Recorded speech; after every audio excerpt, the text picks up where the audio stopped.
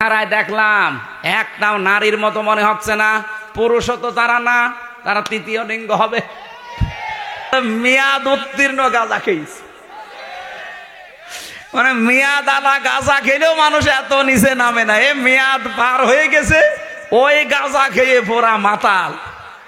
এই জন্য এদেরকে এই নাটোরের পাশের জেলা পাবনায় পাঠানো দরকার। এরকম মানুষ বাইরে থাকলে সব সমাজ নষ্ট করে ফেলবে। কথা বলে না কেন? এটা তো এক নাম্বার গেল, আর বাকিগুলো তো আরো খারাপ। এই দেশটাকে গজবে ফেলে দেওয়ার জন্য এরা কাজ করছে, আর এদের পেছনে কিছু রাঘব বোয়াল আছে। আর যে কথা বলছিলাম আমি বৃষ্টি নিয়ে, আল্লাহ রাব্বুল আলামিন এই পৃথিবীতে যে বড় বড় 4টা রহমতের ঘোষণা দিয়েছিলেন, তার 1 নম্বরে ছিল বৃষ্টি, 2 নম্বরে ছিল কন্যা সন্তান। কিন্তু আমরা কন্যা সন্তানের নাম শুনলে বা আসলে আমার যে বাবা যারা, অনেক বাবা মন খারাপ করে। বিশ্বনবী জানিয়েছেন, কোন পরিবারে যদি একটা কন্যা আসে, সঙ্গে সঙ্গে আল্লাহ 4 জন ফেরেশতা পাঠিয়ে দেয়। কোন পুরুষ মানুষ আসলেই সেখানে 4 জন নাই, 1 জনও ফেরেশতা আছে। এ কথা কোরআন হাদিসে আছে নেই? মেয়েরা যারা এসেছেন, সম্মানিতা মা বোনেরা, আপনাদের কাছে বিপদে ফেলার জন্য এই কমিশনে নারী নামে কিছু হিজড়া, এগুলো নারী বলা যায় না। এগুলো নারী বলবেন কি করে আপনি? ওদের চেহারার দিকে তাকিয়ে দেখেন, নারীর কোনো বৈশিষ্ট্য ভেতরে পাওয়া যাচ্ছে না। এখানে আমরা মনে হয় মাইকে ঘোষণা দিলে যারা পুরুষ মানুষ, যে মহিলা প্যান্ডেলে যান, পুরুষগুলো পুরুষ প্যান্ডেলে যান, আর কিছু মানুষ ওই যে বিড়ি খেয়ে বেড়াচ্ছে, ওদের আপনি কোন প্যান্ডেলে ঢোকাবেন? একটাও নারীর মতো মনে হচ্ছে না, পুরুষও তো তারা না, তারা তৃতীয় লিঙ্গ হবে। আপনাদের জন্য ওইটা ঠিক আছে, এই দেশের মহিলাদের প্রতিনিধিত্ব করার কোনো ক্ষমতা অধিকার আপনাদের নেই। মেয়েরা আল্লাহর সবচাইতে বড় রহমতের সৃষ্টি। আল্লাহ বলেন, 2 নম্বর, আমি যখন বান্দার ওপরে বেশি খুশি হয়ে যাই, বৃষ্টি দেওয়ার পরে ওই এলাকায় মানুষের ঘরে আমি কন্যা সন্তান পাঠাই। এই জন্য যার একটা কন্যা আছে, নিজেকে ছোট ভাববেন না। ছেলে হলে মেয়ে হলে এটা সিদ্ধান্ত আল্লাহ। ছেলে হলে আপনার সব কিছু করে দেবে, কে বলেছে আপনাকে? মেয়ে হলে দুনিয়া আখেরাত দুইটাই উজ্জ্বল হয়ে যাবে। দুনিয়া তো আছেই, যদিও আমাদের এই দেশে ইসলাম না থাকার কারণে মেয়েদের অনেক অধিকার নষ্ট হচ্ছে। ইসলাম আসলে অধিকারগুলো পঙ্খানো মেয়েরা ফিরে পাবে। ওরা মেয়েদের নাম দিয়ে বলেছে এদের অধিকার নেই, সমান অধিকার এদের দেওয়া লাগবে। কিভাবে দেবেন আপনি? আমি পুরুষ মানুষ, হাফ প্যান্ট পরে আমি খেজুর গাছে অন্তত রস পাড়তে পারবো, মেয়েরা পারবে? আমি এখন আমার মনে হয় শুধুমাত্র এই মাজা থেকে হাঁটু পর্যন্ত ঢাকা থাকলে, নাভি থেকে একটা প্যান্ট পরে এখান থেকে কুষ্টিয়ায় চলে যেতে পারবো, কোনো অসুবিধা নেই। একটা মেয়ে লোকে যেতে বলে তো পারে, কুষ্টিয়া না, এখান থেকে এই নাটোরের বাজার পর্যন্ত গেলে চারিদিকে সেল্লিবিল্লি হয়ে যাবে।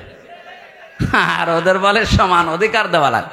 অধিকার সমান কিসের? ওদের মর্যাদা আমাদের চাইতে 3 গুণ বেশি। সুবহানাল্লাহ বলতে পারেন নাই?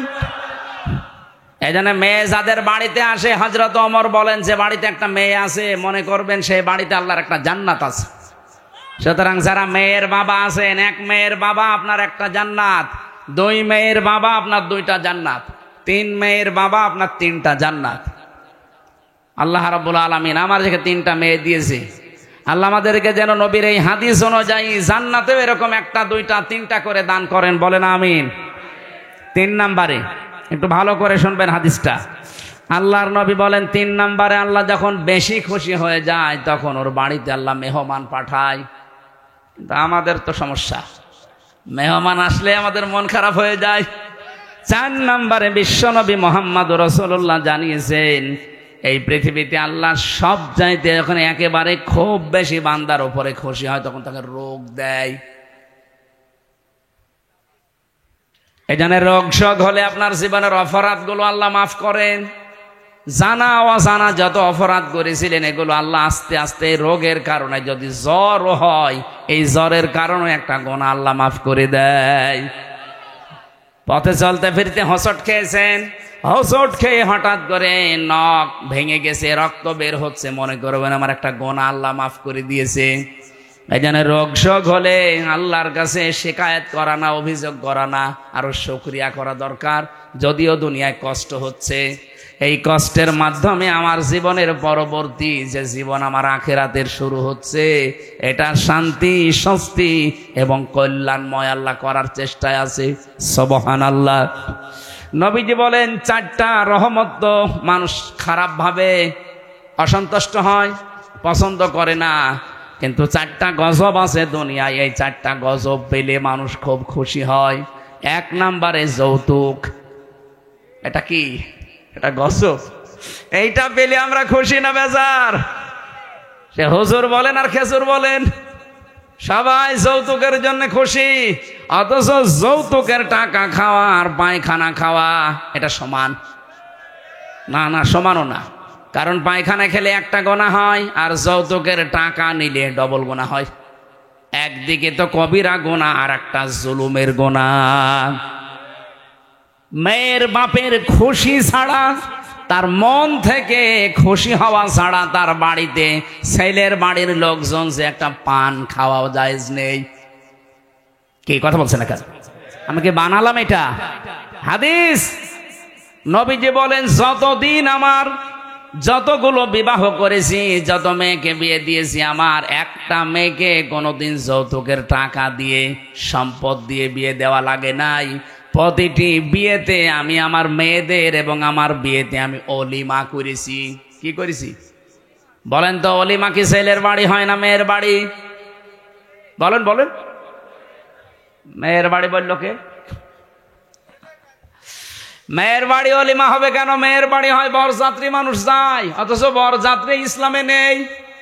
নাটোরবাসী আজকে থেকে সিদ্ধান্ত নিয়ে বাড়ি যাবেন, জীবনে আর কোনোদিন কারো বরযাত্রী যাব না। আজকের ওয়াজ শুনতে এসে ভুল করেছে, জীবনে খাওয়া দাওয়া বন্ধ হয়ে গেল।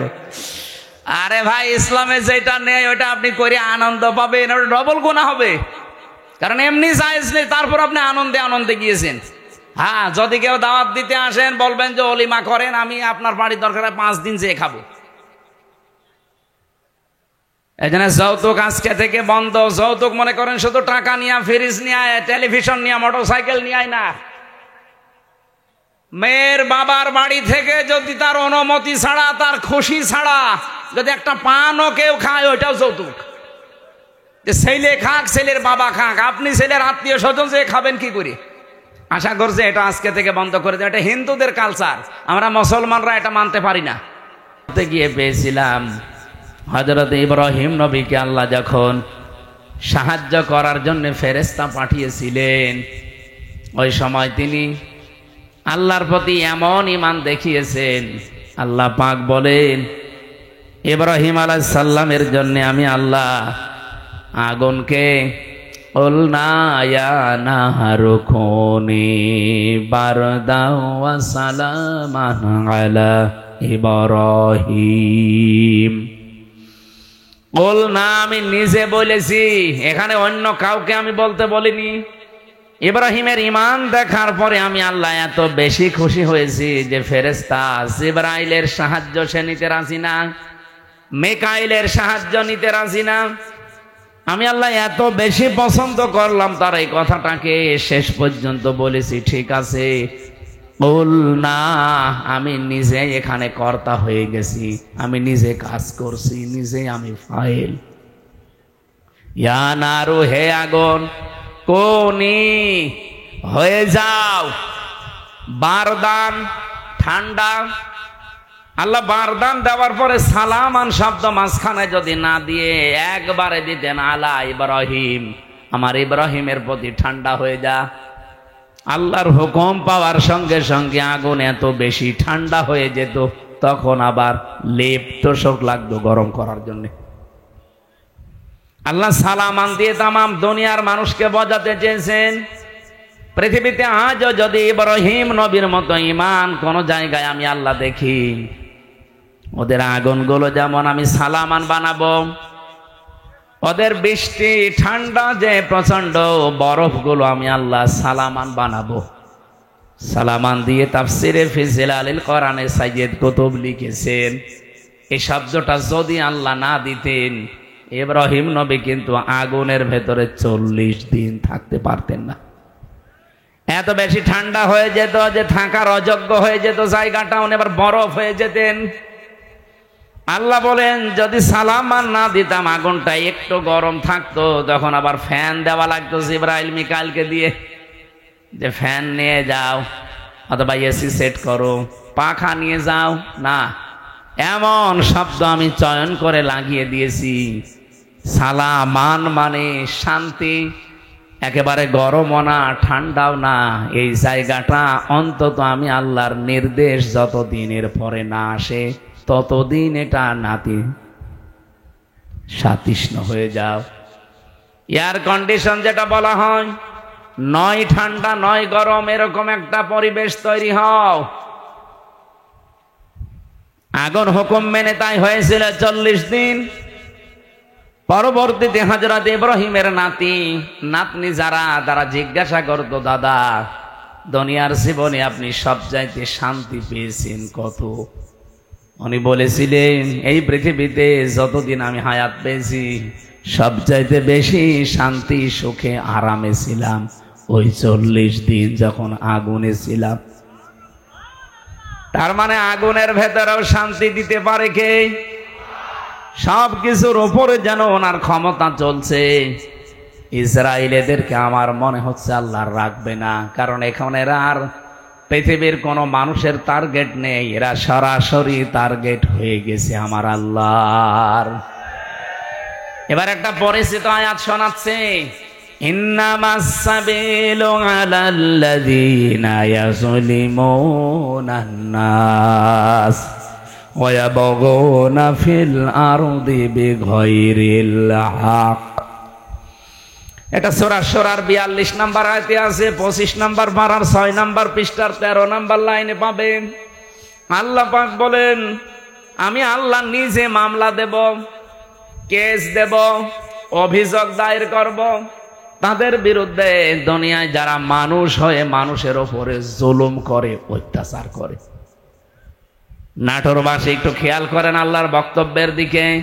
আল্লাহ কিন্তু ইয়াজলিমুনাল মুসলিমুনা দেননি, যে যারা মুসলমানদের উপর অত্যাচার করে তারা আমি আল্লাহর টার্গেট, তাদের বিরুদ্ধে মামলা না। ইয়াজলিমুনা নাস, ইয়াজলিমুনা এটা মুজারে, বর্তমান ভবিষ্যৎ, প্রেজেন্ট ফিউচার।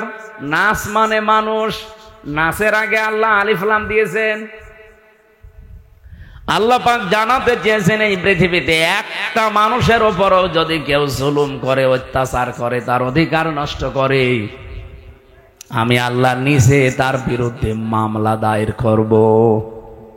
পুলিশ এসেছে, আপনি যদি আজকে পুলিশের কাজে বাধা দেন কালকে মামলা হবে, পুলিশ বাদী কেস হবে। কি কথা বলছেন এখানে? আপনি জিজ্ঞাসা করেন ওনাদের কাজে বাধা দেবেন, কালকে আপনি মামলার আসামি হয়ে যাবেন, পুলিশ বাদী মামলা হবে। আপনি এখন আল্লাহর কাছে সরাসরি বাধা দিচ্ছেন। তার মানে এই দুনিয়াতে যেই মানুষগুলো মানুষ হয়ে মানুষের উপরে জুলুম করে, তাদের অধিকার নষ্ট করে, তাদের বেঁচে থাকা কেড়ে নেয়, তারা কিন্তু আর সাধারণ নেই, তারা আল্লাহর মামলার আসামি। দুনিয়াতে পুলিশ বাদী কেস হলে পুলিশই বিচার করতে পারে না, বিচারক আলাদা আছে। কথা বলছেন না কেন? নাকি ওনারা কেস দিলে ওনারা বিচার করবে? না, জীবনও না। আলাদা আছে, ম্যাজিস্ট্রেট আছে, জজ আছে, বিচারপতি আছে, সেখানে আস্তে আস্তে উঠবে। যদি নাটোরের ম্যাজিস্ট্রেট কোর্টে যায়, এখান থেকে যাবে জজ কোর্টে। এই নাটোর জেলা যদি না হয়, এখান থেকে চলে যাবে হয়তো বিভাগীয় শহরে রাজশাহী। সেখান থেকে যদি না হয়, এখান থেকে চলে যাবে একেবারে রাজধানী ঢাকা হাইকোর্টে। হাইকোর্ট থেকে যদি না হয় চলে যাবে সুপ্রিম কোর্টে, ওখানে আবার বেঞ্চ আলাদা আছে। এই যে বাংলাদেশের সিস্টেম গুলো দেখলেন, যারাই মামলা দিক তারা নিজেরা বিচার করতে পারে না, আলাদা আলাদা বেঞ্চ আছে। আর আল্লাহ বলেন আমি নিজে মামলার দায়ের করব আর নিজেই বিচার করব। আপনি কথার ওজন টের পাচ্ছেন? আল্লাহ নিজে মামলা দায়ের করবে, নিজেই বাদী, আবার নিজেই বিচারপতি। সুতরাং এই 15.5 বছরে বাংলাদেশে যারা জুলুম করেছেন, আপনি নিজে তো জানেন যে আপনি জালেম কিনা। আপনি কিন্তু আর হামজার মামলার আসামি নেই, আপনি সরাসরি আল্লাহর মামলার আসামি। আমার নিজের মামলাটাই বলছে, মামলার আয়ু থেকে শুরু করে একেবারে যিনি নির্দেশ দিয়েছেন ওই পালিয়ে গেছে উনি। এই প্রত্যেকটা জায়গায় আমি দেখেছি এরা সব আমার উপরে অবিচার করেছে। কারণ মামলাটা যদি আমি সম্পৃক্ত থাকতাম, আল্লাহর কসম কোরআন আমার সামনে, জীবনেও কোনোদিনে কথা তুলতাম না। কোরআন আমি মাথায় নিয়ে বলতে পারবো এই মামলা সম্পর্কে আল্লাহর কসম আমি কিচ্ছু জানি না। আনসারুল্লাহ বাংলা টিমের প্রধান নাকি আমি, অথচ ছাতা যে কি আমি আজ পর্যন্ত জানি না। এমনকি মামলার আইও পুলিশ উনি নিজেও বলতো আমারে যে হুজুর আমিও জানি আপনার কোনো দোষ নেই, করেন কেন? উপরের নির্দেশ। সব এইভাবে চলছিল। তারপরেও তো আমার মামলার আইও নিজে বিচার করতে পারে নাই। মামলার বিচারপতি আলাদা, ম্যাজিস্ট্রেট যিনি রিমান্ড দেবে তিনি আলাদা, জজ যিনি বিচার করবে তিনিও আলাদা। আর আল্লাহ নিজে বিচার করবেন, আবার নিজেই মামলার বাদী। আপনি পারবেন না বাঁচতে। এই জন্য আমার ভয় হয় আপনাদের নিয়ে, যারা জুলুম করে ফেলেছেন, যার উপরে জুলুম করলেন তার কাছে যে আপনি আগে ক্ষমা চেয়ে নিন। যদি না পান, জীবনও আল্লাহ আপনাকে মাফ করবে না, কারণ এটা আল্লাহর দায়িত্বে নেই। এটা হকুল্লাহ না, এটা হকুল ইবাদ। হকুল্লাহ হলে আল্লাহ মাফ করে দিত, আপনি নামাজ পড়েননি, রোজা রাখেননি, হ্যাঁ এটা আল্লাহর অধিকার। আপনাকে আল্লাহ ইচ্ছা করলে মাফ করে দেবে, ইচ্ছা করলে শাস্তি দেবে, এখানে কারো কোনো প্রশ্ন নেই। কিন্তু আপনি মানুষ হয়ে মানুষের অধিকার নষ্ট করলেন, তাদের বেঁচে থাকার অবলম্বন কেড়ে নিলেন, জীবনও আপনাকে আল্লাহ মাফ করবে না। এটা আল্লাহ তার উপরে দিয়েছে যার অধিকার আপনি নষ্ট করেছেন। তাফসিরে তাবারির ভেতরে একটা কাহিনী আছে, এটা সত্য মিথ্যা যাচাই করা না, আমি শুধু শিক্ষার জন্য বলছি। দুনিয়াতে যেই মানুষগুলো মানুষ হয়ে মানুষের উপরে জুলুম করে, ওদের জীবনের কোনো আশা আমার আল্লাহ আর পূরণ করেন না। আপনি সূরা এটা হুদের ভেতরে পাবেন তাফসিরে। হযরতে হুদ আলাইহিস সালামের জামানায় যেই নবীকে আল্লাহ পাঠিয়েছিলেন, যে জামানায়, ওই জামানায় যে কাফের ছিল, আপনারা নাম সবাই জানেন, সাদ্দাদ। নাম শোনেননি? এই জঘন্যতম লোকটাকে পৃথিবীতে আজরাইল মাত্র 2 দিন কন্দন করেছিল মানুষের জান কবজ করতে গিয়ে। আজরাইলকেই দিয়েছে মাত্র 2 দিন। তাছাড়া আজ পর্যন্ত কারো জান কবজে আজরাইল কাঁদে নাই। আজ আজরাইলের চোখে পানি আসা অত সহজ না। কি আপনি কি যা করছেন? নাম শুনলেই বোঝা যাচ্ছে দয়া মায়া নেই। আজরাইল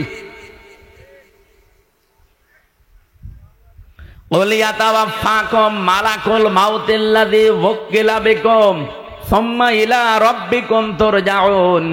আমি আজরাইলের জীবনী পড়তে গিয়ে পেয়েছিলাম যে কেমন কঠোরতে। এই পৃথিবীতে যখন আদম নবীকে আল্লাহ বানাবেন, তো মাটি নিতে পাঠিয়েছিলেন ফেরেশতাদের।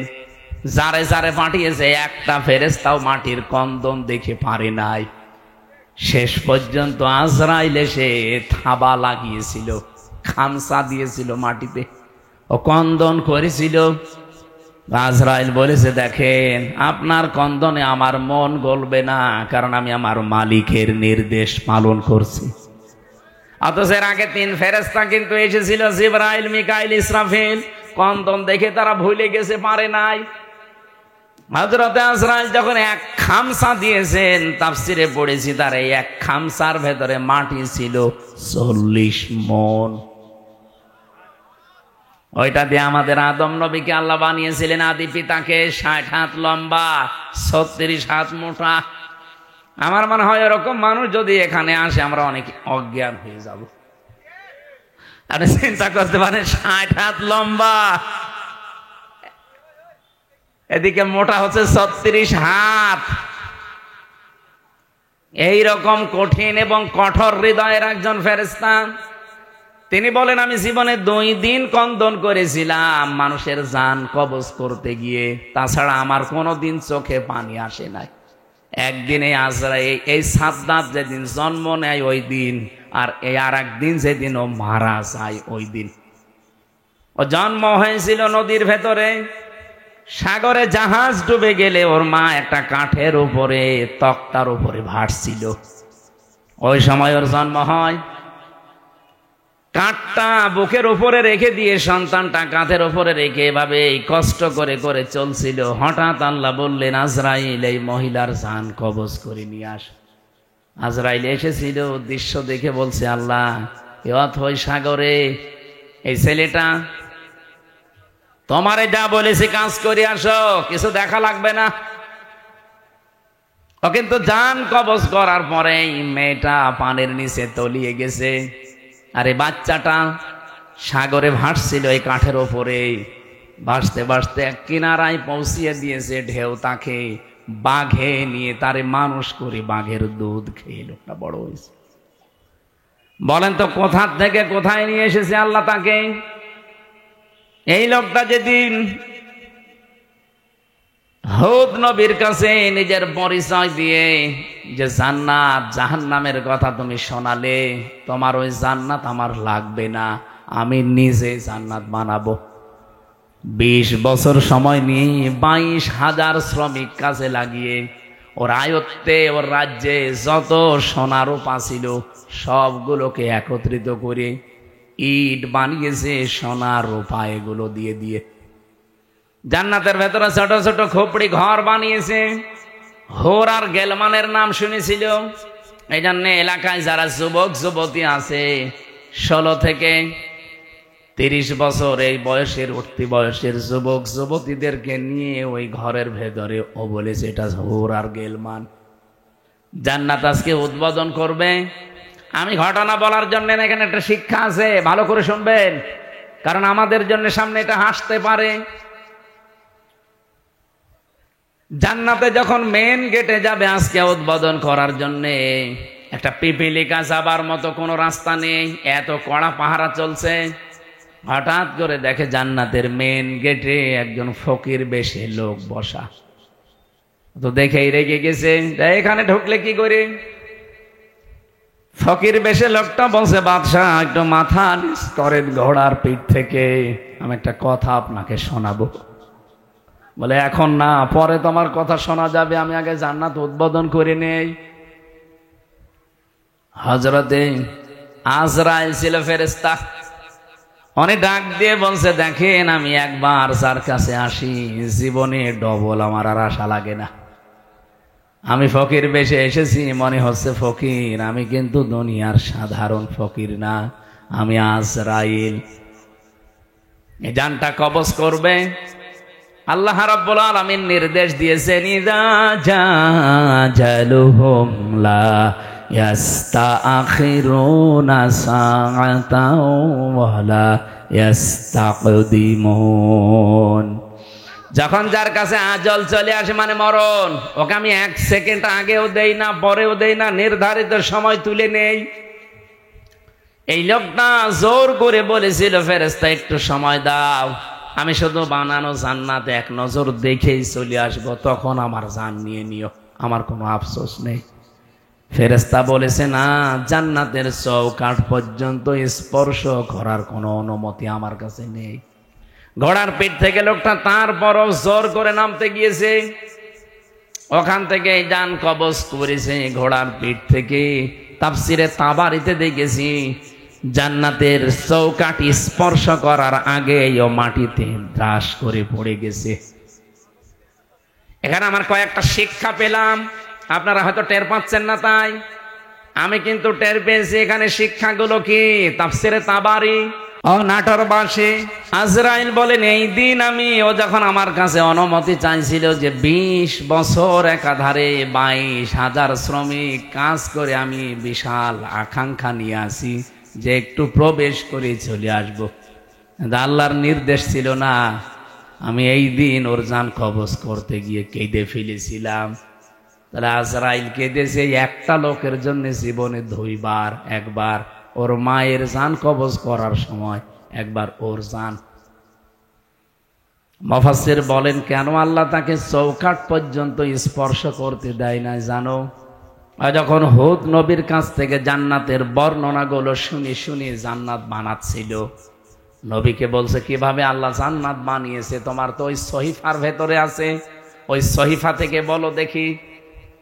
আমাদের নবীকে আল্লাহ বড় কিতাব দিয়েছিলেন, অন্যান্য নবীদেরকে আল্লাহ ছোট ছোট কিতাব দিয়েছিলেন, ওইটার নাম কি? সহিফা। ওখানে জান্নাত জাহান্নামের বর্ণনা ছিল, কিছু উপদেশ ছিল। ওখান থেকে বর্ণনা শুনে শুনে যে জান্নাত এইভাবে এইভাবে আল্লাহ বানাবে, ও ঠিক ওই কায়দায় বানিয়েছে। যেহেতু স্বর্ণ রাখবে, রূপা লাগবে, স্বর্ণ এত পাওয়া যাবে কোথায়? যেখানে যা পাওয়া যায় নিয়ে আয়। ওই দেশে একটা বিধবা মেয়ে লোক, মা বাবা নেই, কিছুদিন আগে বিয়ে হয়ে স্বামীটা গেছে মারা। ওর পাইক পিয়াদা যারা আছে ওরা যে মেয়েটাকে বলছে ওইটা দিয়ে দাও, বাদশার স্বপ্ন পূরণে জান্নাতে কাজে লাগবে। মেয়েটা ওই দিন মাথায় গড়াগড়ি দিয়ে, মাটিতে গড়াগড়ি দিয়ে বলেছিল এটা নেবেন না, এটা আমার জীবনের শেষ সম্বল, আমার মা বাবা নেই, আমার স্বামীটাও নেই। জোর করে বাদশার এই স্বপ্ন পূরণের জন্য নিয়েছে। ওদিন মেয়েটা মাটিতে গড়াগড়ি দিয়ে এমন কন্দন করে বরদোয়া দিয়েছিল যে রব্বুল আলামিন আমার জীবনের শেষ সম্বলটুকু যে কেড়ে নিল, তাকে তুমি তার বানানো জান্নাত উদ্বোধন করা বসবাস করতে দিও না। আমি হাদিসে পড়েছি ইত্তাকি দাওয়াতাল মাজলুম ফাইন্নাহা লাইসা বাইনাহু ওয়া বাইনাল্লাহি হিজাব। মুসলিম শরীফের হাদিস। নবীজি বারবার উম্মতদেরকে নিষেধ করে গেছেন, উম্মতেরা আর যাই করো, মাজলুমের বরদোয়া থেকে নিজেকে বাঁচিয়ে রাখবা সব সময়, কারণ মাজলুমের বরদোয়া আর আল্লাহর ভেতরে কোনো হেজাব থাকে না। এই মেয়েটা যখন মাটিতে গড়াগড়ি দিয়ে কেঁদে কেঁদে বরদোয়া দিচ্ছিল, আমার আল্লাহ ওই দোয়াটা সঙ্গে সঙ্গে কবুল করে নিয়েছে, কারণ কোনো পর্দা নেই। এই লোকটা যেদিন উদ্বোধন করবে, দেখা তো দূরের কথা, চৌকাঠ পর্যন্ত স্পর্শ করতে পারে নাই ওই মেয়েটার বরদোয়ার কারণে। কি বুঝলেন আপনি এখান থেকে? কত জায়গায় কত অত্যাচার জুলুম করেছিল, কিন্তু এই একটা বিধবা, স্বামী হারা, মা বাপ হারা এতিম মেয়ের শেষ সম্বলটুকু কেড়ে নেওয়ার কারণে আল্লাহর আরশ পর্যন্ত ধাক্কা খেয়েছে। আপনি বলতে পারেন না যে 15.5 বছরে কত মানুষের আহাজারি এই জালেমার সাথে লেগেছিল, এমনি আল্লাহ এভাবে ধরেছে, কল্পনার বাইরে ছিল। আগস্টের 5 তারিখের 2টা পর্যন্ত কেউ জানে না যে ও পালাবে।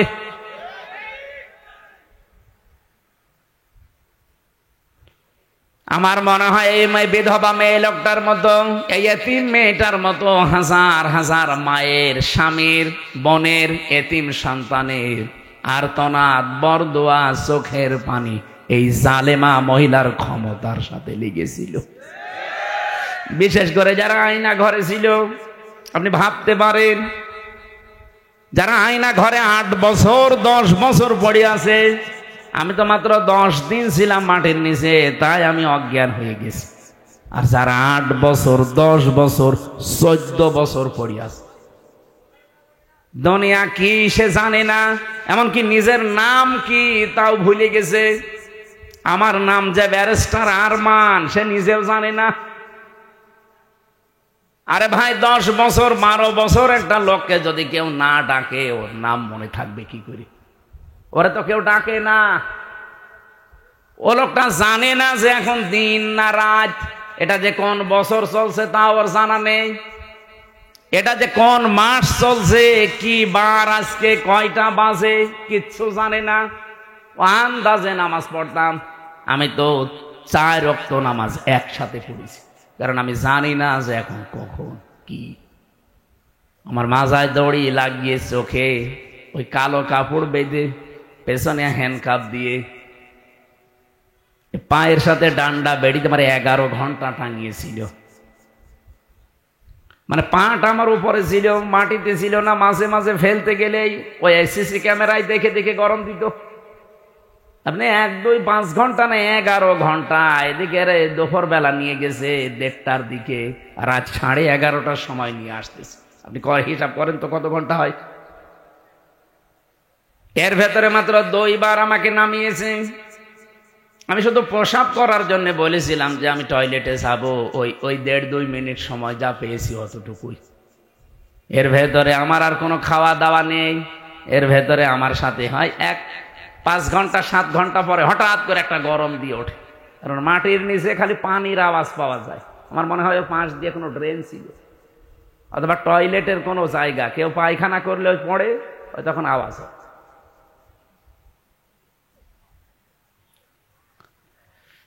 তাও তো আমি মিনিটাই ছিলাম। বিগটা কত কঠিন হতে পারে বলেন। আমি ব্যারিস্টার আরমান ভাইয়ের মুখে নিজে শুনেছি, যেদিকে 3.5 হাত, এদিকে 3.5 হাত, সামনে আবার একটা টয়লেট দেওয়া আছে। আমাদেরটাও টয়লেট ছিল, এদিকে 3.5 হাত, এদিকে 2.5 হাত, সামনে টয়লেট ছিল, কিন্তু টয়লেটের আবার নেই। এই হালকা 1-1.5 হাত মতো একটা দেওয়া আছে, দেওয়াল দেওয়া আছে। বসলে দেখা যায় না, দাঁড়ালে দেখা যায়। ওরা বসে থাকে একেবারে গেটের সামনে। বলেন আপনার টয়লেট হবে কি করে? আমি একটা যুবক মানুষ, আর এরকম একটা যুবক পুলিশ যদি বসে থাকে, এই কঠিন পরিস্থিতিগুলো যারা তৈরি করেছিল, কত মানুষের তাহাজ্জুদের চোখের কন্দন পানি ওই জালেমার চেয়ারের সাথে লেগেছিল। এমনি আল্লাহ ধরেছে। সাদ্দাতকে তার এত স্বপ্ন সাদের জান্নাত ভোগ করতে দেয়নি, স্পর্শ পর্যন্ত করতে দেয়নি, খালি একটা মেয়ে লোকের চোখের পানি বরদোয়ার কারণে। আর আপনার সাথে কত মহিলার, কত স্বামী হারা, সন্তান হারা মা বাবা, তাদের চোখের পানি মিলে আছে। আমার এখন যেটা মেজো মেয়ে, ওটা তো ছোট ছিল, ওরা আমি 7 মাস রেখে গিয়েছিলাম। এখন এসে আমার বয়স প্রায় 4.5 বছর। এ যে কত কন্দন করেছে। এমনকি এই যে পুলিশ এসে ভ্যানে করে আমাদের নিয়ে যায়, পিছন ভ্যানে আমার এই মেয়েটা এরকম ঝুলিয়েছিল। এ ছবি দেখেননি? আমার মনে হয় ছবিটা দেখে তামাম দুনিয়াকে দিয়েছে ওই দিন।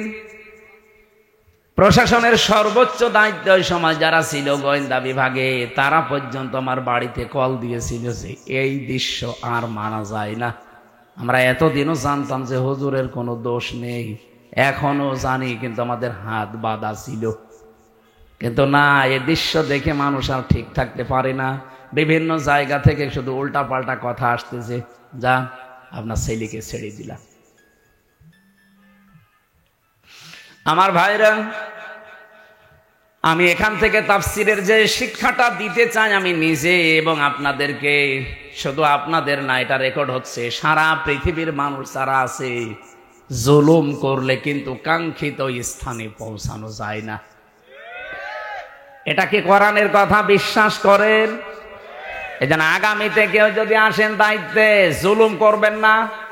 তাহলে আপনি যে টার্গেট নিয়ে এগিয়ে যাচ্ছেন, ওই টার্গেট ফিল আপ হওয়ার আগে আপনি পড়ে যাবেন। আমার কথা বোঝা গেছে? ইন্নামা নুমলি লাহুম লিয়াজদাদু ইসমা ওয়া লাহুম আযাবুম মুহিন। সূরা আলে ইমরানে আছে 4 নাম্বার পারা 12 নাম্বার পৃষ্ঠা 9 নাম্বার লাইনে পাবেন, এটা শেষের অংশে আছে। আল্লাহ তাআলা বলেন, কোন মানুষ যদি জুলুম করে, পাপ করে, সীমা লঙ্ঘন করে ফেলে, তখন আমি আল্লাহ ওকে আর ছাড় দেই না, তখন ওকে কঠিন এবং অপমানজনক আযাবের ভেতরে ফেলে দেই। কি অপমান! আজ তামাম দুনিয়া কেউ হাসিনাকে নিতে রাজি না। শুধুমাত্র ভারতটাও বিভিন্ন কায়দা কৌশলে রেখেছে। আমি আজকে 7-8টা বিষয় পেয়েছি কেন ওকে রেখেছে। এই যে বিডিআর হত্যা, 57 জন অফিসার হত্যা, বিশেষ করে শাপলা চত্বরে আলেমদের হত্যা, এই 2টা হত্যার পেছনে সরাসরি জড়িত আছে ইন্ডিয়া নিজে। এখন প্রমাণ আস্তে আস্তে বের হচ্ছে। অলরেডি আন্তর্জাতিক আদালতে হেগে ওদের বিরুদ্ধে 2 জনের বিরুদ্ধে মামলা হচ্ছে। হাসিনা আর মোদি, এই 2 জনকে যদি সত্যি ওখানে নিয়ে যাবজ্জীবন জেল অথবা ফাঁসির রায় দিয়ে দেয়, শেষে ইন্ডিয়ার সাথে বিশ্বের বহু দেশের সম্পর্ক মানবাধিকার নষ্ট করার জন্য খারাপ হয়ে যাবে। আমি একটাও বানিয়ে বলছি না, সব আমার এখানে রেকর্ড আছে, আন্তর্জাতিক তথ্য সব। মাইক্রোসফট নাম শুনেছেন? 257টা দেশ নিয়ে তারা রিপোর্ট বানিয়েছে, বিশেষ করে বাংলাদেশের শাপলা চত্বরটা নিয়ে। আর ওদিকে বিডিআর হত্যা। আমি নিজে যেহেতু রিপোর্টগুলো গতকালকে পেয়েছি, আর আমি বলছি একটা আমার নিজের না, খ্রিস্টানদের বানানো রিপোর্ট। ওরা তো আমার বন্ধু না, মুসলমানদের বন্ধু খ্রিস্টানরা। ওরা যখন এগুলো দিয়েছে আগস্টের 5 তারিখের পর থেকে আজকে মে মাসের 5 তারিখ চলছে, এই একাধারে এই 9 মাস বারবার ইন্ডিয়া এদিকে বিএনপিকে ধরে, জামাত ইসলামকে ধরে, রাজনৈতিক যত দল আছে বড় বড় তাদেরকে বারবার, বিশেষ করে সেনাবাহিনী যারা আছে এদেশে, এদেরকে চেষ্টা করেছে যে কোনো কায়দায় যেন এটা বন্ধ করা যায়। এটা বন্ধ ইউনুস করেনি, এটা অলরেডি চালু হয়ে গেছে। আন্তর্জাতিক আদালতে মামলা অলরেডি হয়ে গেছে, এখন এদেরকে ডাকা আরম্ভ করবে সামনে। ইন্ডিয়া বেশ ভালোভাবে জানে, প্রমাণ সব তো আছে ইন্টারনেটে। শাপলা চত্বরে কিভাবে কি করেছেন সব প্রমাণ এখন বের করে ফেলছে। পৃথিবী এত উপরে চলে গেছে। এখন যদি সত্যিই মোদির বিরুদ্ধে এই মামলা হয়ে রায় হয়ে যায় হেগে, আন্তর্জাতিক আদালতে হেগে যদি সত্যি রায় হয়ে যায়, আপনি বিশ্বাস করেন সামনে ইন্ডিয়ার সাথে বড় বড় চুক্তি বিশ্বের যেগুলো আছে সব তারা মানব অধিকারের দোহাই দিয়ে বন্ধ করে দেবে। ওদের সাথে ব্যবসার চুক্তি বন্ধ, ওদের দেশের লোক আরো বাইরে যারা আছে ওদের সব পাঠিয়ে দেবে। সে তো ধুতি পইলে আছে, ধুতি খুলে বাকি যা আছে ওইটা বেরিয়ে যাবে। ও কি পাগল হয়েছে এমনি?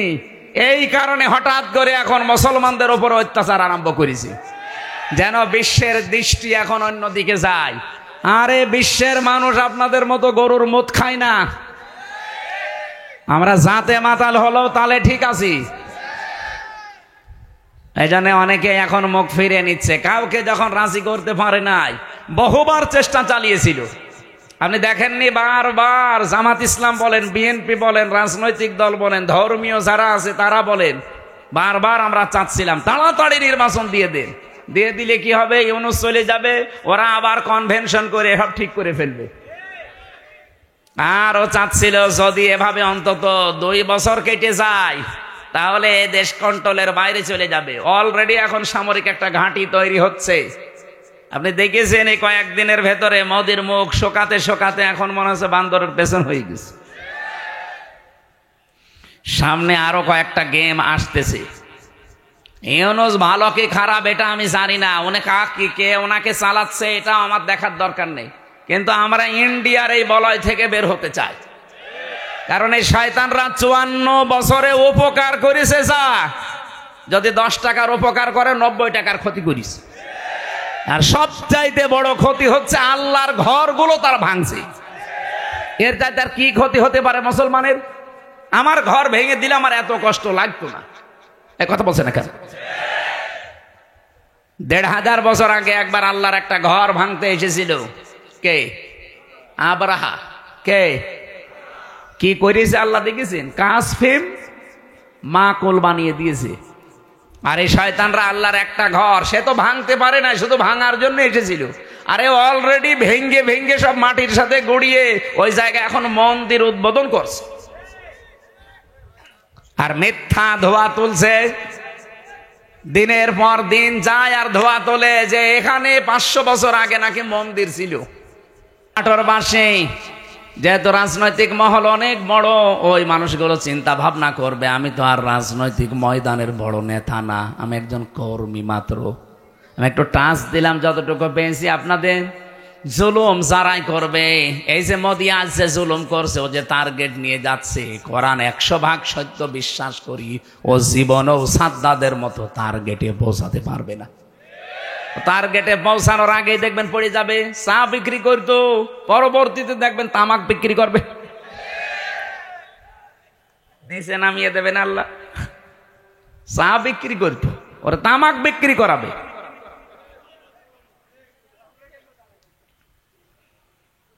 অলরেডি দাঙ্গা বাঁধিয়ে দিয়েছে ভারতে। গত পরশু দিনও দেখলাম দুইজন মুসলমান দাড়িওয়ালা ধরে সরাসরি জবাই করছে। এখন ওর হাতে আর দুনিয়ার কিচ্ছু নেই, শুধু এইটাই আছে পুঁজি যে মুসলমানদের বিরুদ্ধে হিন্দুদের উস্কিয়ে দিয়ে এদের দাঙ্গা তৈরি করে একটা ফায়দা লড়বে, ঘোলা পানিতে মাছ শিকার। এই জন্য গোবিন্দ পরামানিক কিন্তু বুঝে ফেলেছে, বাংলাদেশের পুরা বাংলাদেশ মিলে হিন্দু মহাজোট আছে, তার মহাসচিব গোবিন্দ চন্দ্র পরামানিক গত পরশু দিনও জানিয়েছে না যে তাম পৃথিবীর হিন্দু ভাইরা, হিন্দু বোনেরা সবাই এই মাতাল মোদিকে থামান। একটা মাতাল এই শয়তানের মনোবাসনা পূর্ণ করতে গিয়ে যা আরম্ভ করেছে, এ পৃথিবী কয়েকদিন পরে বসবাসের অযোগ্য হয়ে যাবে, কারণ ঘরে ঘরে তখন মারামারি শুরু হবে। এই জন্য লোকটাকে থামাতে বলছে। আমরা চাই হিন্দু ভাইরা যারা আছেন, অন্যান্য খ্রিস্টান ধর্মের যারা আছেন, খ্রিস্টান ভাইদের কি বিবেক বুদ্ধি সব কি লোপ পেয়েছে? আপনাদের মেয়েকে, আপনাদের বোনকে এই ইন্ডিয়ার বুকে ওরা উলঙ্গ করে রাস্তায় হাঁটিয়েছে 17 সালে। এই কথা বলছেন না কেন? আমাকে বানিয়ে বলছি। আপনাদের মাকে, বোনকে, মেয়েকে যারা উলঙ্গ করে রাস্তায় হাঁটাতে পারে, তাও রাজপথে, আপনাদের কি বিবেকে কুকুরে প্রসব করেছে? বিবেকটা জাগ্রত হচ্ছে না? অন্তত এই উগ্রপন্থী সন্ত্রাসী জঙ্গি এই যে যারা আছে এদেরকে থামানো দরকার এখনই, নাই তো এ বাতাস বাংলাদেশে আসলো বলে তখন আমরা নিজেরা কামড়া কামড়ি করে মরা লাগবে। ওরা এমনি বারবার এই হাওয়া দিয়েছিল, কিন্তু বাংলাদেশের মানুষ যাই হোক কোনো হাওয়াতে। 2 নম্বরে এটা একটু সমস্যা আছে, এটা বলবো। নবীজি বলেন সবচাইতে বেশি আমার আল্লাহ খুশি হয় ওই 4টা কাজ করলে: বৃষ্টি হলে, কন্যা সন্তান হলে, মেহমান আসলে, আর রোগ ব্যাধি হলে। আর সবচাইতে বেশি আমার আল্লাহ নারাজ হয় কিন্তু আমার বান্দা বান্দিরা খুশি হয়। 1 নম্বরে যৌতুক, 2 নম্বরে গীবত। এই গীবত করলে মানুষ খুব খুশি হয়, অথচ আমার আল্লাহর আরশ পর্যন্ত কম্পন ধরে।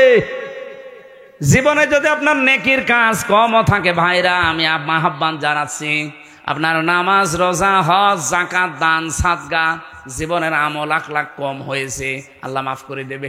কিন্তু গীবত যদি আপনি কারো করে থাকেন, ওটা আবার শোধ দেওয়া লাগবে। যেই দোষ যার ভেতরে নেই, ওইটা যদি তার উপরে আপনি চাপিয়ে দিয়ে ওটা বলতেই থাকেন, তাকে কালার করার জন্য চেষ্টা করেন, এটা তখন আর গীবতও থাকে না, তখন তোহমত হয়ে যায়। আর এটা বাংলাদেশে সবচাইতে বেশি চলছে। এই কথা বলছেন এখানে কত মানুষ এখনো বিভিন্ন জায়গায় বসে আছে, দেখে তারা গীবত চালাচ্ছে। গীবত করলে মানুষ খুশি হয় কিন্তু আমার আল্লাহ বেজার হয়ে যায়। 3 নম্বরে সবচাইতে বেশি খুশি হয় মানুষ মিথ্যা বললে, কিন্তু আমার আল্লাহ নারাজ হয়। 4 নম্বরে আল্লাহ পাক সবচাইতে বেশি নারাজ হয় সুদ খেলে, কিন্তু মানুষ খুশি সুদ পেয়ে। এখানে আমার বিশ্বাস অনেক মানুষ এখানে বসে আছে যারা টাকা ছেড়ে রাখে। 1000 টাকা দিলে বছর মাসে মাসে 100 টাকা বেশি দেয়। এলাকায় নেই এটা? এই সুদের সাথে যারা জড়িত আছেন, টাকা ছেড়ে রাখেন, টাকা আসে, আপনি লিখে নিতে পারেন আপনি মায়ের সাথে এখনো জেনা করছেন। এই কাজে যারা আছেন এই মুহূর্তে তাওবা করে ছেড়ে দেওয়া লাগবে। যারা যারা রাজি আছেন তারা হাত তোলেন তো, অসুবিধা নেই, তোলেন। যারা ছেড়ে রেখেছেন তোলেন। আপনি বুঝে ফেলেছেন, চালাক আছে নাটোরে মানুষ, কাঁচা গোল্লা খাওয়া মানুষ তো খুব চালাক আছে। হাত তুলে আবার নামিয়ে ফেলিস না। আমি জানি এখানে বহু মানুষ এরকম আছে, যেই মানুষগুলো টাকা ছেড়ে রেখে এসেছে, মাহফিল শেষ করে ওই টাকা সকালে যেয়ে তুলবে। সুদের টাকা তুললে সবচাইতে নারাজ হয় বেশি কে? আর সবচাইতে বেশি খুশি হয় সে নিজে। সুতরাং এই 4টা রহমত, 4টা গজব, বেজার হয় আল্লাহ 4টা কাজে, আর আমরা নিজেরা বেজার হই 4টা কাজে। আল্লাহ আমাদেরকে কন্যা সন্তান যেহেতু রহমত, বৃষ্টি যেহেতু রহমত, এই পৃথিবীতে মেহমান আসা রহমত, আল্লাহ রোগ ব্যাধি দিয়েছে, এটাও রহমত। এগুলো পেয়ে নারাজ না হয়ে এগুলোর সঠিক এবং পরিমার্জিত ব্যবহার করার তৌফিক কামনা করছি। সকলে বলেন আমিন। আমার আজকের আমি বিষয় আলোচনা সাজিয়েছিলাম যে আল্লাহর দল কারা, আল্লাহর দলের বৈশিষ্ট্য। এই পৃথিবীতে এখন দল কত আছে আপনি হিসাব করতে গেলে কলম খাতা নষ্ট হয়ে যাবে। বাংলাদেশে প্রায় ৭৩টার উপরে দল আছে। আমি অল্প কথায় মেন কথাগুলো, অল্প সময় মেন কথাগুলো বলতে চাই। একটু বসেন, জবান খুলে সূরা মায়েদার এই ৫৪ নম্বর আয়াত, মেন কথাগুলো বলবো ইনশাল্লাহ। আল্লাহ পাক বলেন, ইয়া আইয়ুহাল্লাযীনা আমানু মাইয়ারতাদ্দা মিনকুম আন দীনিহি ফাসাউফা ইয়াতিল্লাহু বিকওমিন। ঈমানদারেরা, এই পৃথিবীতে কোনো মানুষ যদি আল্লাহর দিন থেকে ফিরে চলে যায়, আল্লাহর ইসলাম থেকে, তোমাদের ভেতরে যেই চলে যাবে, সঙ্গে সঙ্গে আমি আল্লাহ একটা নতুন সিদ্ধান্ত নিয়ে ফেলি। ফাসাউফা ইয়াতিল্লাহু বিকওমিন, এমন একটা দল, এমন একটা জাতি, এমন একটা গোষ্ঠী তৈরি করে দেই, ইউহিব্বুহুম ওয়া ইউহিব্বুনাহু, যারা আমি আল্লাহকে ভালোবাসে, আমি আল্লাহ নিজেও তাদেরকে ভালোবাসি। বলেন সুবহানাল্লাহ। অনাটোরবাসী, যেহেতু এই দেশে এখন প্রায় ৭৩টার উপরে শুধু দল চলছে, ৪৯টা আছে রাজনৈতিক নিবন্ধিত দল, বাকি আছে নিবন্ধনের বাইরে। যত দল আছে ধর্মীয় জেনারেল মিলে বলেন আগস্টের ৫ তারিখের পরে, আমি বাংলায় বলছি এবার, কত মানুষকে আমরা বিভিন্ন নাম দিয়ে দেখতে পাচ্ছি ইসলাম থেকে বের হয়ে যাচ্ছে। কথা বোঝেন?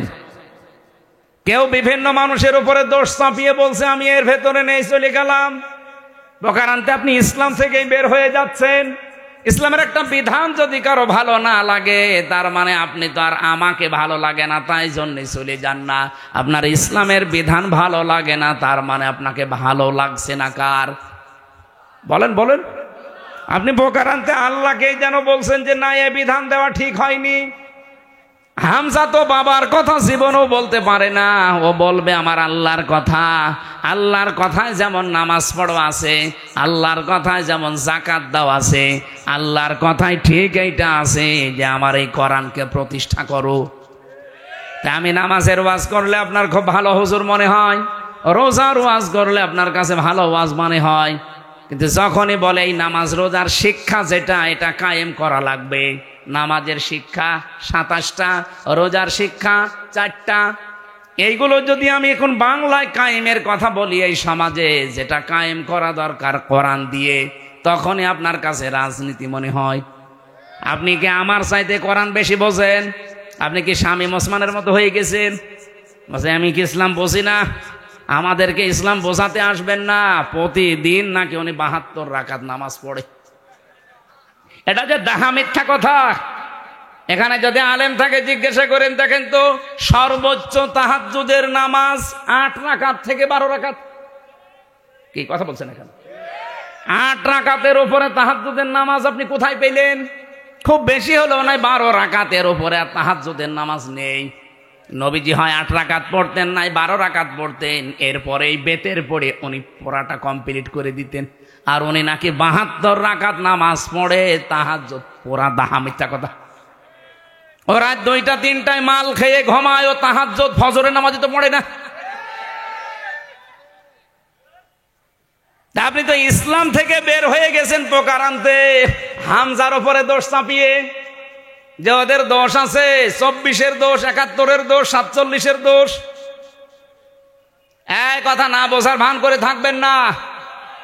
আগস্টের ৫ তারিখের পরে বহু মানুষকে আমরা দেখলাম আল্লাহর দিন থেকে প্রকারান্তে ইসলাম থেকে বের হয়ে চলে যাচ্ছে। ওরা আমাদের ভয় দেখাতে চায় যে আমরা চলে গেলে তোমরা নিরুপায় হয়ে যাবে। আরে ভাই, ইসলাম তো আর আমার না, আর আমি ইসলামের মালিকও না, ইসলামও আমার না, ইসলামের মালিকও আমি না। আমার মালিকও আল্লাহ, ইসলামের মালিকও আল্লাহ। আমি শুধু খাদেম। কথা বলুন। আমি খেদমত করছি, আমার একটা পাওনা বাকি আছে। এই যে সভাপতি সাহেবকে যদি উনি বলে এই জমিনটা আমার, আপনারা কাজ করেন, সারাদিন করেন, বিকাল ৫টায় আপনাদের বেতন দিয়ে দেব। এখন বলেন তো জমিনের মালিক কি আমি? মালিক উনি না? আমরা কি কামলা খাদেম, কাজ করে খাই? এই জমিনও আমার না, জমিনে যেটা আমরা বপন করছি এই বীজ বা ধান লাগাচ্ছি চারা, এগুলোর মালিকও আমরা না, সবের মালিক উনি। আমরা শুধু টাকা পাওয়ার আশায় আছি, বিকাল 5টায় বেতন দিয়ে দেবে, ওইটা নিয়ে আমার সংসার চলবে। নাটোরবাসী, এই বাংলাদেশের এই জমিনটা আমার আল্লাহর, এ কোরআনও আল্লাহর, জমিনে আল্লাহর, কোরআন আল্লাহর, ওনার জমিনে ওনার আইন, ওনার কোরআন প্রতিষ্ঠা করবে এই দেশে যারা আল্লাহর খাদেম, গোলাম, বান্দা, তারা আল্লাহর বান্দা দাবি করে যারা আল্লাহর কোরআনের আইন বাদ দিয়ে মানুষের তৈরি করা আইন কায়েম করতে চায়, আল্লাহর কসম এই মানুষগুলো বেতন পাওয়া দূরের কথা, ওদের খবর আছে। বিকাল 5টা পর্যন্ত আমাকে এই জমিনে টিকে থাকা লাগবে। বিকাল 5টা মানে জীবনের শেষ দিন। এক কথা বলছেন এখন, বিকাল 5টা মানে জীবনের শেষ দিন, কারণ আমার একটা বেতন পাওয়ার সময় আসবে। আমার যখন চোখ বন্ধ হয়ে যাবে, ওয়াবুদ রাব্বাকা হাত্তা ইয়াতিয়াকাল ইয়াকিন, আল্লাহ বলেন ওই পর্যন্ত ইবাদত করতে থাকো, আমার দিনের সাথে লেগে থাকো যতদিন ইয়াকিন না আসে। ইয়াকিন মানে না, ইয়াকিন মানে মৃত্যু। ইয়াকিন মানে বিশ্বাস, সেটা আলাদা ইয়াকিন। আর এখানে ইয়াকিন মানে মৃত্যু। মরণ যতদিন না হবে ততদিন পর্যন্ত দিন কায়েমের জন্য আপনাকে টিকে থাকা লাগবে। কারণ আমরা এখনো আমাদের বেতন পাইনি। পেয়েছি? বলেন বলেন, আমাদের চূড়ান্ত বেতনের নাম কি? 500 টাকা, 1000 টাকা, কি জান্নাত। ওইটা যতদিন আমি না পাবো ততদিন পর্যন্ত আমার চেষ্টা অব্যাহত থাকবে।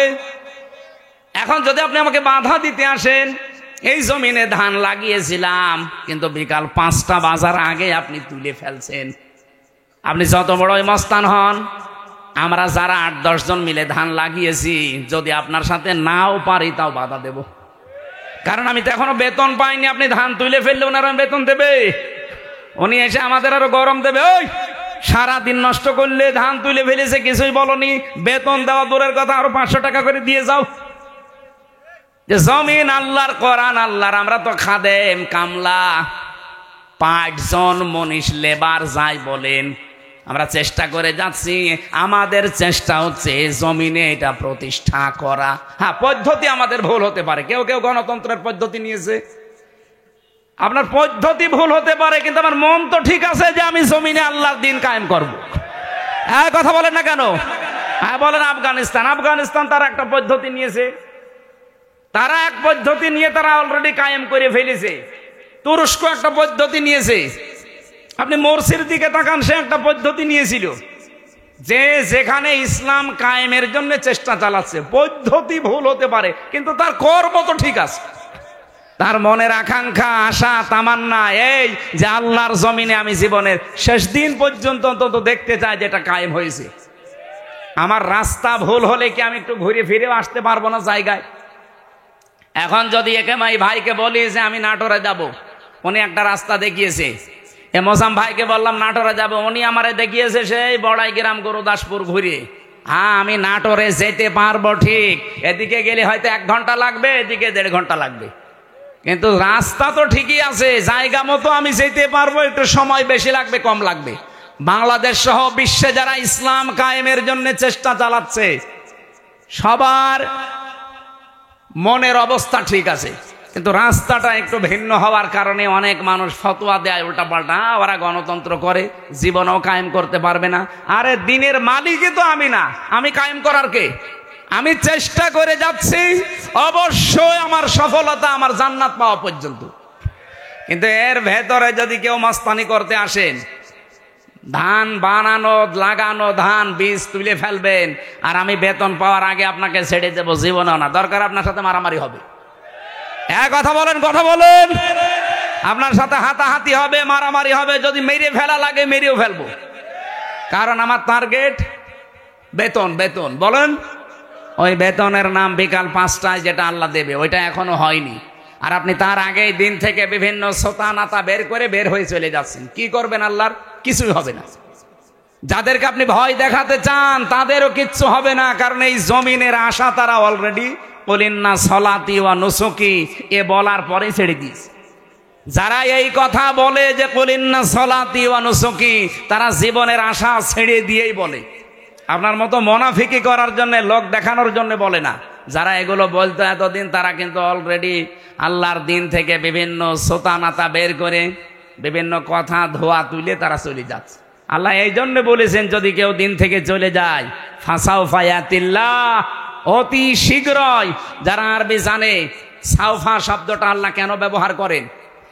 সিন, সাউফা, কদ, লাম, এরকম 13টা শব্দ আছে। কোন সেন্টেন্সের আগে যদি আসে, বাংলা অর্থ দাঁড়ায় খুব তাড়াতাড়ি। আল্লাহ বলেন, যদি কেউ দিন থেকে মুখ ফিরিয়ে চলে যায়, আমি শুধু দেখবো, দেখার পরে অতি তাড়াতাড়ি ইয়াতিল্লাহু বিকৌমিন, একটা দল তৈরি করে দেব।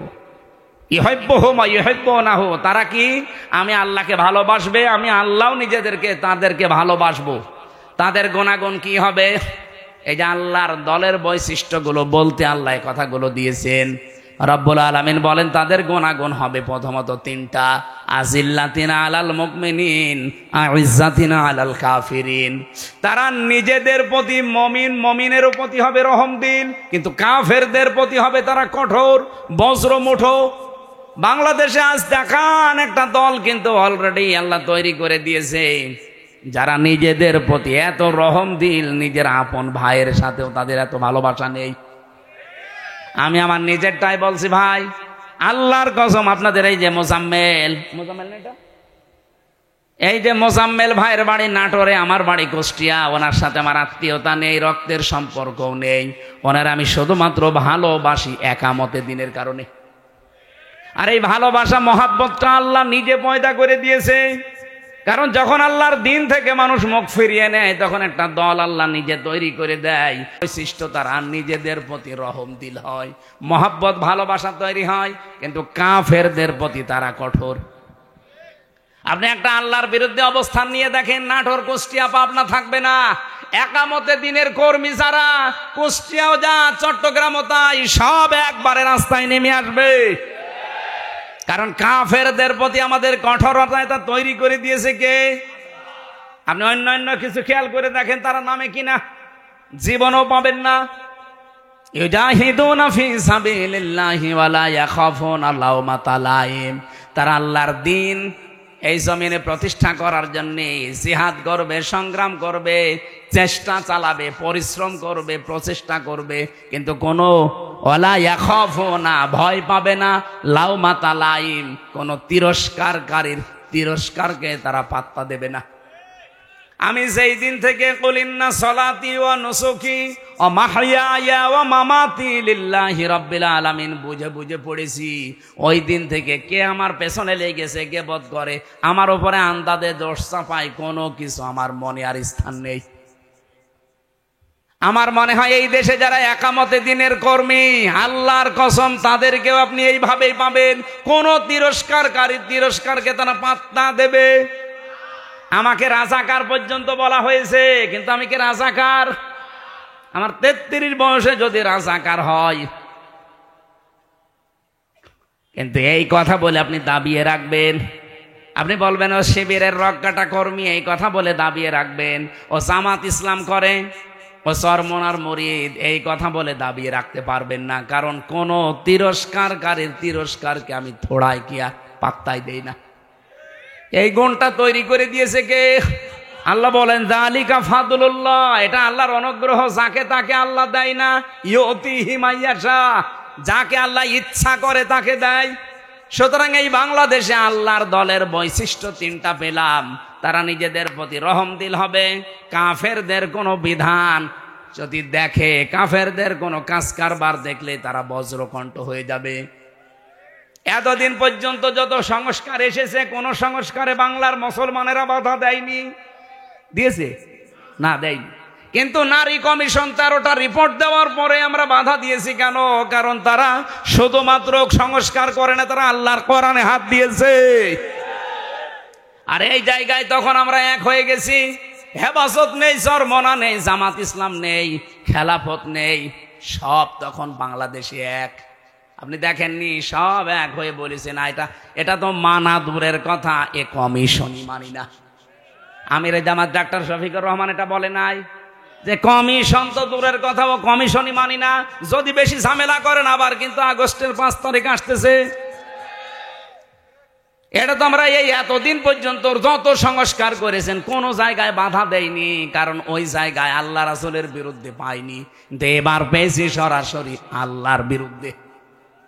আজিল্লাতিন আলাল মুমিনিন আইজ্জাতিন আলাল কাফিরিন। আমরা নিজেদের প্রতি ভালোবাসা, মহাব্বত, স্নেহময় স্নেহশীল আছি। বললাম না মোজাম্মেলের সাথে সত্যি বলছি, আমার সম্পর্ক আত্মীয়তার না, রক্তের না, শুধু দিনের, শুধুমাত্র দিনের সম্পর্ক। আমার নিজের আপন ভাই তো নেই, যদি থাকতো সে যদি আল্লাহর দিনের কর্মী না হতো, তার সাথে ওনার মতো মহাব্বত আমার হতো না। কারণ এই মহাব্বতটা পয়দা করে দিয়েছে কে? 2 নম্বরে আমরা কাফেরদের প্রতি কিন্তু কঠোর, যেহেতু ওরা নারী সংস্কারের নাম নিয়ে আল্লাহর কোরআনের 13টা আয়াতে অলরেডি হাত দিয়েছে, এই জন্য ওরা কাফের। বলেন, আমরা মনে হয় ওদের জানাজা পড়া এখন তওবা না করলে ঠিক হবে না। যারা এই নারী কমিশনে আছেন, যদি সাপোর্টও কেউ করেন আপনিও কাফের, আপনার প্রতিও আমরা বাধ্য হব কঠোর হতে। আর আল্লাহর দ্বীনে জমিনে কায়েম করতে হয়তো আমাদের রাস্তা, আবার বলছি, তরিকা ভুল হতে পারে, কিন্তু আমাদের মন ঠিক আছে। আমরা চাই আল্লাহর জমিনে আল্লাহর সিদ্ধান্ত চলবে। এই জায়গায় কেউ যদি বাধা দেয়, তিরস্কার করে, উল্টাপাল্টা গালি দেয়, থোড়াই কি আর জীবনে কিছু মনে করি নাই, করবো না। এটা বৈশিষ্ট্য কে দিয়েছে? ইউজাহিদুনা ফি সাবিলিল্লাহ। তারা প্রচেষ্টা করবে, জিহাদ করবে, সংগ্রাম করবে, দল করবে, মিছিল মিটিং করবে, আন্দোলন করবে আল্লাহর জন্যে। লা ইয়াখাফুন, তারা ভয় করবে না। লাউমাতা লাইম, কোন তিরস্কারকারীর তিরস্কারকে আপনি এবার নিজের নিরপেক্ষ দৃষ্টি দিয়ে বলেন। এই যে 3টা গুণ বললাম, সারা বাংলাদেশে তো 73টার উপরে দল আছে। কোন দলের বৈশিষ্ট্যে এই 3টা গুণ আপনি পান বলেন? আপনি আন্দাজে বলবেন না, আপনাকে বলাও দরকার নেই, মনে মনে সিদ্ধান্ত নিয়ে দেখেন। এই কোরআনের সূরা মায়েদার 54 নম্বর আয়াতের সাথে কোন দল, বাংলাদেশের তো 73টা দল আছে, কোন দলের সাথে মিলছে? আল্লাহ বলেন স্যার তার সাথে মিলবে না। যালিকা ফাদলুল্লাহি ইউতিহি মাইয়াশা, এটা আল্লাহর অনুগ্রহ, যাকে ইচ্ছা আল্লাহ তাকে দান করে। আল্লাহু ওয়াসিউন আলিম, আল্লাহ প্রশস্ত এবং জ্ঞানী। আমি কোরআন সত্যি করা মাথায় নিয়ে বলতে পারি, এই 3টা যার ভেতরে আছে ওই দলে আল্লাহ যেন আমাদেরকেও শামিল করেন। আমার কথা বোঝা গেছে না? এবার আল্লাহ আমাদেরকে 4টা বৈশিষ্ট্যের কথা দিয়েছেন। ওই গুণগুলো অর্জন করতে হলে 4টা বৈশিষ্ট্য লাগবে। 55 নম্বর আয়াতে আছে, আর 56 নম্বর আয়াতে আছে এই দল বিজয়ী হবে। কারণ বিজয়ী হওয়া এটা আমি আল্লাহ আমার জন্যে আর ইমানদারদের জন্যে আমার রাসূলের পক্ষ থেকে আমি এটা লিখে দিয়েছি। কাতাবাল্লাহু লিআগলিবান্না আনা ওয়া রুসুলি। বিজয়ী হওয়া এটা আমি আল্লাহ আমার নিজের জন্য লিখে দিলাম। দুনিয়ায় যা কিছুই দেখো না কেন, সর্বশেষ বিজয়ের মালা পরবে কে? এটা আল্লাহ লিখে দিয়েছেন। এই জন্য আল্লাহ যেহেতু একটা দল নিচে তৈরি করে দেবে, ওই দলের বৈশিষ্ট্য যেগুলো বললাম এগুলো সেই দলের ভেতরে পাবেন। মনে করবেন ওদেরকে আল্লাহ নিজে বানিয়েছে। এই আয়াত আমি নিজে এখন বানালাম। এত সহজ বাংলায় বলার পরও কিছু মানুষ এখনো বোঝে না। আমার মনে হয় ও আজরাইল দেখার আগে আর বুঝবে না। এখন আপনার ভেতরে যা ভালো লাগে তাই করেন, যান, আপনাকে ছেড়ে দিলাম। ফাসাউফা ইয়াতিল্লাহু বিকওমিন, অতি শীঘ্র একটা দল আমি বানিয়ে দেব, সেই দলকে ইউহিব্বুহুম ওয়া ইউহিব্বুনাহু, তারা আমাকে ভালোবাসবে, আমিও তাদের ভালোবাসবো। আপনি খেয়াল করে দেখেন, এই গুণগুলো যাদের ভেতরে পাবেন আপনি তাদের সাথে অ্যাক্টিভ হবেন, মনে করবেন আল্লাহ আপনাকে এই দলে শামিল করে দিয়েছে। আর যাকে তাকে তো করবেও না। কি করবে? কালকে লালপুরের আলোচনা এটা ছিল, আল্লাহ যাকে তাকে তার দিনের কাজ একামতে দিন প্রতিষ্ঠার জন্য নিয়ে যায় না। আল্লাহু ইয়াজতাবি ইলাইহি মাইয়াশা ওয়া ইয়াহদি ইলাইহি মাইয়ুনিব। যে লোকটা মন থেকে আল্লাহর দিকে ফিরে আসতে চায় তাকে আল্লাহ এই কাজের জন্য নির্বাচিত করে। এই দেশে লক্ষ লক্ষ মানুষ আছে, সবাই একামতে দিনের কাজে লাগে না। যাকে আল্লাহ ভালোবাসে, যাকে আল্লাহ নির্বাচিত করেছে, যাকে আল্লাহ বাছাই করেছে, তাকে এই কাজে লাগায়। এখন আপনি বাসায়ের ভেতরে নেই, আপনি আছেন ছাটায়ের ভেতরে, তা আপনাকে আমি জোর করে নিয়ে আসবো কি করি? আমার কথা বোঝা গেছে? না বুঝলে এখানে আসেন, আসেন, এদিকে আসেন। আমি আশা করি আমার আয়াত আমি অল্প কথায় হলেও বোঝাতে পেরেছি। আল্লাহ যেহেতু একটা দল তৈরি করে দিয়েছেন, এই দলের বৈশিষ্ট্য বললাম, যার সাথে মিলবে, যদি আওয়ামী লীগের সাথে মেলে ওনাকে আবার নিয়ে এসে আবার দল করেন, যদি বিএনপির সাথে মেলে বিএনপির সাথে করবেন, জামাতের সাথে মেলে জামাতের সাথে করবেন, যার সাথে মেলবে এইটার পক্ষে আমরা থাকতে চাই। এর বাইরে কোনো বাবা দাদা খালুর কথা আমরা আর শুনতে রাজি না। এতদিন শুনে শুনে কপালে আগুন লাগিয়েছে। আল্লাহ আমাদেরকে যে দল একটা তৈরি করার কথা বললেন, ওই দলের বৈশিষ্ট্য দিলেন, কোরআন থেকে শুনলাম। এই দলে অন্তত দয়া করে আমাকেও যেন সামিল করেন, আমাকে যেন বাছাইয়ের ভেতরে রাখেন, ছাঁটাই করে না দেন। আল্লাহর একটা নিয়ম আছে, ছাঁটাই আর বাছাই। আল্লাহ আন্দাজে কাউকে কেউ খালি খালি ছাঁটাইও করে না, কাউকে বাছাইও করে না। বাছাই করতেও কিছু নিয়ম আছে, ছাঁটাই করতেও কিছু নিয়ম আছে। বাছাই করার নিয়ম কি? এই যে গুণগুলো আস্তে আস্তে পয়দা করে দেবে। আর ছাঁটাই করার নিয়ম হচ্ছে গুণ পয়দা করার জন্য আল্লাহ তার মন তৈরি করে দেয়, কিন্তু এই লোকটার মনই নেই। এই যে গিরিশচন্দ্র সেন, এই লোকটা পুরা কোরআন শরীফের বাংলা করেছে পুরাটা, এবং কি তাফসির লিখেছে, কিন্তু লোকটা মুসলমান হয়নি। আপনি নরসিংদী যান, ওর বাড়িতে পুড়িয়ে ফেলেছে, ওর বাড়িটা আছে। আমি নিজে গিয়ে দেখেছি। এই লোকটা পুরা কোরআন, ওর জীবনী নিয়ে পড়ছিলাম, পুরা কোরআন শরীফ বাংলা করেছে। আপনি যা তা মনে করছেন, অর্থ করে তাফসির করেছে। আর তাফসির যারা করে, যারা যারা এখানে বসে জিজ্ঞাসা করেন, এক একটা শব্দের কমপক্ষে একাধিক, অন্তত 3টা শব্দের অর্থ তো জানাই লাগবে। দরবা মানে মারা, দরবা মানে দৃষ্টান্ত দেওয়া, দরবা মানে সফর করা, এরকম 33টা অর্থ আছে এক একটা শব্দের। লক্ষ লক্ষ শব্দ আছে, প্রতিটি শব্দের এরকম 33টা কমপক্ষে অর্থ আপনি জানবেন। এই জানার পরে কোন জায়গায় কোন অর্থ সেট হয়, অ্যাপ্রোপ্রিয়েট হয়, পারফেক্ট হয়, ওইটা ওই জায়গায় বসাবেন, তারপরে তাফসির লেখা সহজ হবে। এই হিন্দু আমার চাইতে কোরআন শরীফ কত বেশি পড়েছে। এখানে ইনি আলেম কিনা জানি না, হাসি তো যত আলেম বসে আছে আমি গ্যারান্টি দিয়ে বলতে পারি, একজনও বুকে হাত দিয়ে বলতে পারবেন না যে পুরা কোরআন শরীফের প্রতিটি শব্দের অর্থ আমার জানা আছে। ও পুলিশকে জিজ্ঞাসা করেন, পুলিশও পারবে না। পারবেন না? না, ওনা তো এই লাইনের লোক না, জেনারেলের শিক্ষিত, আলেমরাই পারবে না। আমি নিজেও আমার মনে নেই ভাই, আমি সত্যি কথা বলছি। আমি পড়েছিলাম, পুরাটা শেষ করেছি, তাও একবার দুইবার না, কমপক্ষে 70 বারের উপরে জেলখানায় থাকতে পড়েছি। অনার্স মাস্টার্স করার সময় তো কত সবার পড়েছি, আমার সব মনে নেই। এখন আবার স্টাডি করা লাগবে। আজকের আয়াতের প্রত্যেকটা শব্দের অর্থ আমার মনে আছে, কিন্তু পুরা কোরআন শরীফের আমার মনে নেই।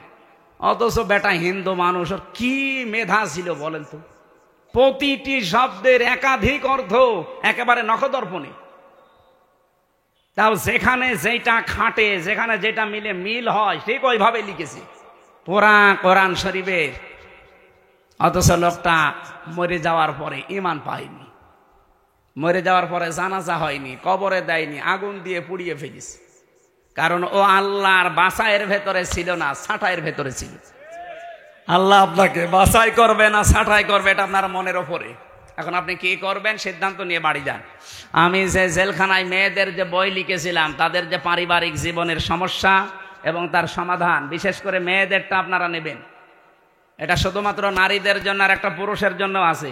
এটা পড়া, ওদের পরিবারে যে সমস্যা করে কি কি জিনিস নিয়ে, 120 পৃষ্ঠা। এটা ওদেরকে পড়াবেন, কাজে লাগবে। কোথায়? এখানে আছে, ওই যে ওই গাড়িতে আছে, যাওয়ার সময় নিয়েছেন এই যে গাড়িতে। আর এই যার সিস্টেমটা নেবেন, যারা শিক্ষিত মানুষ তারা নেবেন। এটা অনেক তথ্য দিয়েছি। আর মেয়ে যে মাদ্রাসার মাহফিল, তো এরা টাকা পয়সার জন্য আর আবার আহ্বান জানাচ্ছে, টাকা তোলেনি একবার। আরো যারা দিতে চান, যদি থাকে, আপনারা যাওয়ার সময় বিভিন্ন জায়গায় ওদের লোক থাকলে দিয়েছেন। আর হ্যাঁ, ব্যাগ নামিয়ে দেবো আবার। হ্যাঁ, আপনারা কই ব্যাগালা কই? মহিলা প্যান্ডেলে যারা আছে, ছোট ছোট বাচ্চাদের পাঠিয়ে দিন। আয় রে আল্লাহ রে, মোনাজাত কি করবো? এই যে 2 ঘন্টা ওয়াজ করলাম, আরে মানুষ এখন চলে যাবে। এটা মোনাজাতটা করে দেন ভাই, টাকা পয়সা দেন দেন না দেন, মোনাজাতটা করে দেন। মাদ্রাসার মাহফিলটা একটু খেয়াল রাখবেন, এই মাদ্রাসা যেন টিকে থাকে, 51 বছর টিকে আছে, এটা যেন কিয়ামত পর্যন্ত থাকে। হয়তো এই মানুষগুলো আর 20 বছর পরে থাকবে না, কিন্তু এটা টিকে থাকে যেন কিয়ামত পর্যন্ত। ওই গাড়িতে যাওয়ার সময় নিয়েন, আর ওনাদের লোকজন যেখানে আছে ব্যাগে একটা দিয়ে দিয়েন। আল্লাহুম্মা আমিন। লা ইলাহা ইল্লা আনতা সুবহানাকা ইন্নী কুনতু মিনাজ জালিমিন। আল্লাহুম্মা গফিরলি ওয়ারহামনি ওয়াহদিনি ওয়াফিনি ওয়ারযুকনি ইয়া রাব্বাল আলামিন। আল্লাহ, রাত 12:30 পার হয়ে 11:30 পার হয়ে গেছে। গভীর রজনীতে কোরআনের কিছু মূল মেসেজগুলো আমরা শুনেছি, এগুলোর উপরে তুমি আমাদেরকে কবুল করে নাও।